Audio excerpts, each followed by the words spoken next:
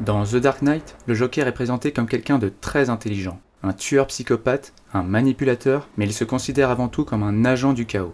Bien que son objectif soit véritablement de répandre l'anarchie au sein de Gotham, ses actions démontrent qu'il est avant tout un planificateur. Il prétend cependant le contraire afin de manipuler Harvey Dent et le faire basculer définitivement vers Double Face. Responsable de ses brûlures et de la mort de sa compagne Rachel, le Joker fait face à un Harvey Dent blessé et enragé. Il commence par attiser cette colère en faisant exprès d'oublier le nom de Rachel lorsqu'il parle de sa mort. Il prétend ensuite qu'il ne les a pas pris en otage, car il était en prison.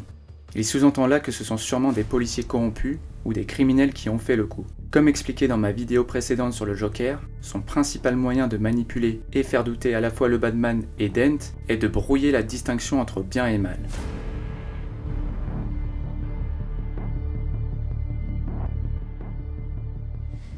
Do I really look like a guy with a plan?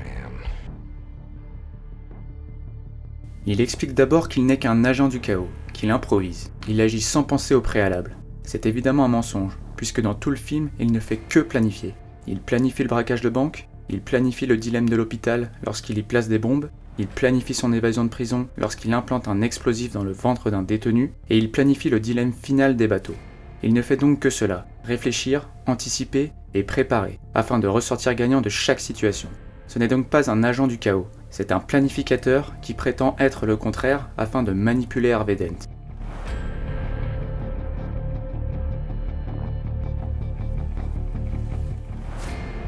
En se faisant passer pour un improvisateur, il cherche à mettre des distances entre lui et les autres, à montrer qu'il est différent. Il précise ensuite que la mafia, les policiers et le commissaire Gordon ont des plans et sont simplement des comploteurs tentant de contrôler leur monde.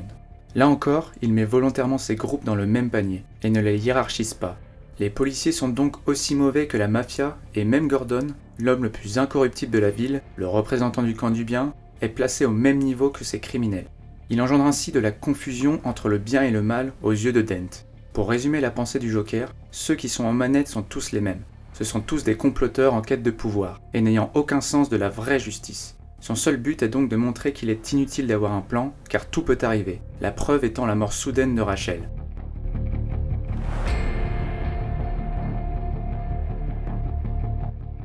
Le Joker explique que même si le plan est horrible, personne ne panique.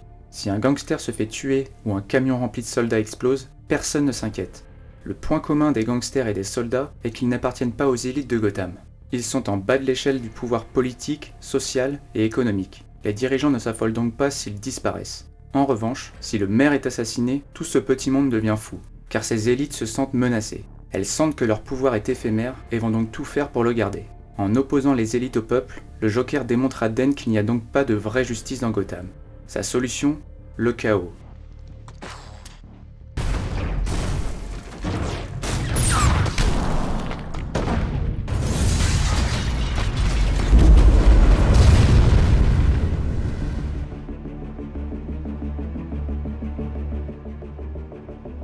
En introduisant de l'anarchie, il introduit de la justice. Lorsqu'il parle d'anarchie ou de chaos, il se réfère également au hasard. Le hasard est en effet impartial et s'applique de la même manière peu importe la position dans la société ou le pouvoir détenu. Le Joker prend alors un revolver, le pointe sur sa tête et laisse Dent le saisir. À ce moment, Dent utilise sa pièce pour la première fois. Le pile ou face détermine ou non s'il appuiera sur la gâchette. Là où le Joker est malin est qu'il confond et mélange volontairement les termes d'impartialité et de justice. Le pile ou face est certes impartial, dans la mesure où personne n'est avantagé ou désavantagé lorsqu'il y joue. Tout le monde a en effet les mêmes chances de gagner. En revanche, il n'est pas juste, puisqu'un criminel a autant de chances de s'en sortir que quelqu'un d'innocent. On le voit notamment avec le gangster Maroni, qui gagne au pile ou face alors que le Batman, celui qui se bat pour le bien, y perd et se fait donc tirer dessus. Il en va de même pour l'enfant de Gordon, qui a les mêmes risques de mourir que n'importe quel criminel de la ville. Le hasard est donc impartial, mais son application à tous n'est en aucun cas juste.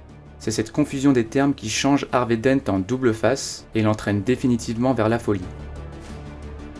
Cette scène de l'hôpital est donc la dernière pichenette du Joker à Harvey Dent pour le faire basculer dans la démence. Il utilise mensonge, confusion, manipulation et travestit la vérité dans son sens afin d'arriver à ses fins, car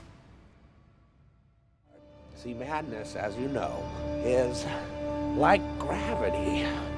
All it takes is a little push.